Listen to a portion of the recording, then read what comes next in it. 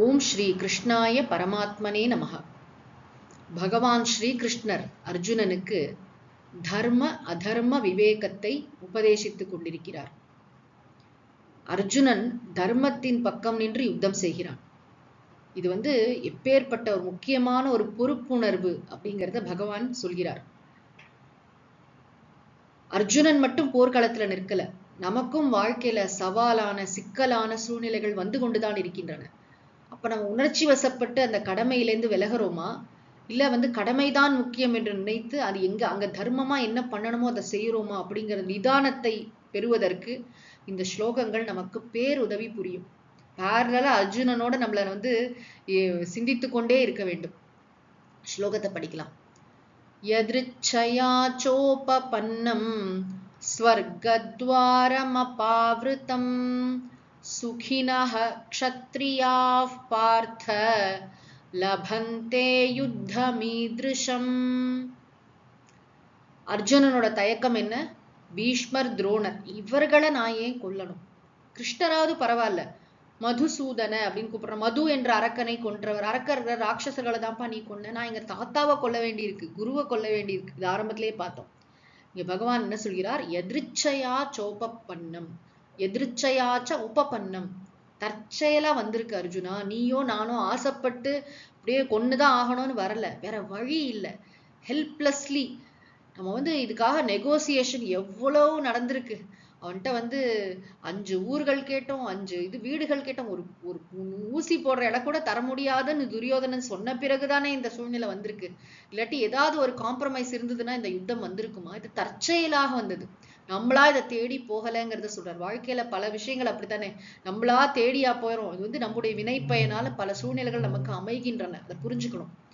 எதிர்ச்சையாச்ச உபபன்னம். அது மட்டும் இல்ல, இப்ப நீ செய்ய போறது ஏதோ கொலை தொழில் அப்படின்னு நினைக்காத.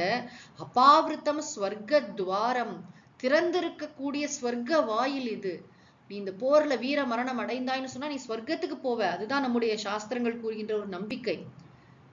இது யாருக்கு கிடைக்கும் தெரியுமா அர்ஜுனா? ஹே பார்த்த, சுகினஹ க்ஷத்ரியாஹா லபந்தே.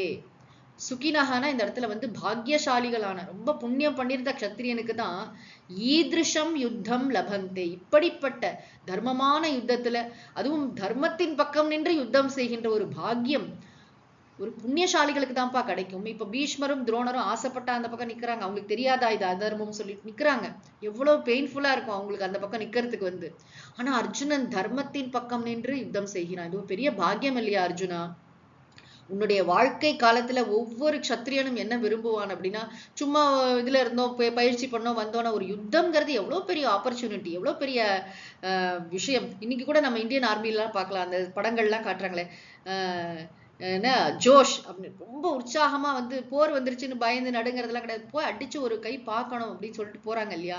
அது தர்மத்துக்காக பண்றோங்கிற ஒரு ஆட்டிடியூட் இருந்தா தானே செய்ய முடியும். நாம் செய்யறது ஒரு தர்மமான விஷயம், இது என்னுடைய கடமைங்கிற கோணத்துல இதை நான் செஞ்சுதான் ஆகணும் அப்படிங்கிற இதுல செய்யறது ரொம்ப முக்கியம். இது பாக்கியசாலிகளான க்ஷத்ரியர்களுக்கு தான் இப்படிப்பட்ட தர்மமான யுத்தத்தில் கலந்து கொள்ளக்கூடிய ஒரு வாய்ப்பு கிடைக்கும். ஏன்னா க்ஷத்ரியர்களுக்கே ரொம்ப முக்கியம் இந்த வீரத்தை வெளிப்படுத்துவதற்கான வாய்ப்புகள், அதனால கிடைக்கக்கூடிய அழியா புகழ், இதெல்லாம் ரொம்ப முக்கியம் இல்லையா க்ஷத்ரியனுக்கு? சும்மா ஒரு வாழ்ந்தான், என்ன பிறந்தான், வாழ்ந்தான், இறந்தான், மடிந்தான் அப்படி இருக்கக்கூடாதே. பிறந்தான், வாழ்ந்தான், சாதித்தான், மக்கள் மனங்களில் நிறைந்தான், அப்படித்தானே ஒரு அரசன் இருக்கணும். நம்ம நாட்டுடைய சரித்திரம்ங்கிறது என்ன? அரசர்களின் சரித்திரம் தானே. எவ்வளவு போராட்டம் இந்த அதாவது சுவாமி விவேகானந்தர் சொல்லுவார், நம்ம உலகத்தின் சரித்திரம் என்பது தன்னம்பிக்கை மிக்க ஒரு சிலரது வாழ்க்கை சரித்திரம் தான் சொல்லுவார். அப்ப யாரோ ஒரு வீரன் முன்னாடி நின்று நடத்த வேண்டாமா? நீ எப்பேற்பட்ட பொறுப்புல இருக்க அர்ஜுனா? இப்ப போய் உணர்ச்சி வசப்பட்டு என் தாத்தா என் குரு நீ பாக்குறியே, இவங்கெல்லாம் யாரு? ஒரு நிமிஷம் அந்த இதை யோசிச்சு பாருன்னு சொல்லிட்டு அவனை சிந்திக்க வைக்கிறார் பகவான். இது நாம விரும்பி இந்த போர்ல நம்ம ஈடுபடல, எதேச்சியா வந்ததுன்னு சொல்றோம் இல்லையா? தற்செயலாக, வேற வழி இல்லாம இந்த சூழ்நிலைக்கு நாம் தள்ளப்பட்டிருக்கிறோம். அது மட்டும் இல்ல, இந்த போர் எப்படிப்பட்டதுன்னா திறந்திருக்கக்கூடிய ஸ்வர்க்கத்தின் வாசல் போன்றது. இந்த போர்ல மடியிற அத்தனை வீரர்களும் சொர்க்கத்துக்கு போறாங்க.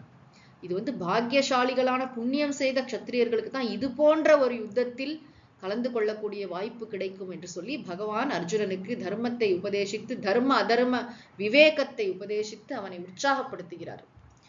ஓம் ஓம் சாந்தி சாந்தி சாந்தி. ஹரி ஓம் தத்சத். ஸ்ரீ கிருஷ்ணார்ப்பணமஸ்து.